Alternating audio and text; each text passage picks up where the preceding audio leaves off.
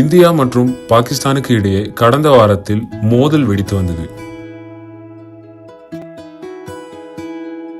இரு நாடுகளும் மோதலை கைவிட வேண்டும் என்று சமாதானம் வேண்டி இயேசு கிறிஸ்துவிடம் காகிநாடாவில் டாக்டர் பால் தினகரன் அனைத்து ஊழியர்களையும் அழைத்து சிறப்பு பிரார்த்தனை நடத்தினார்.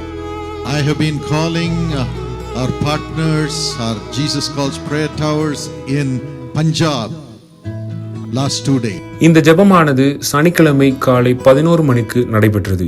Our hearts were beating hard hearing that news. அந்த செய்தியை கேட்டு எங்கள் இருதயம் வேகமாய் துடிக்கிறது. People are suffering. நாங்கள் பாடுபட்டு கொண்டிருக்கிறார்.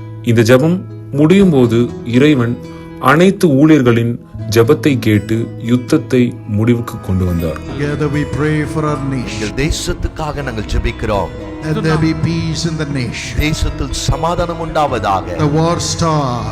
யுத்தம் நிறுத்தப்படட்டும். அன்றிலிருந்து தற்போது வரைக்கும் எந்த ஒரு தாக்குதலும் நடைபெறவில்லை. தேவனுக்கே மகிமை உண்டாவதாக.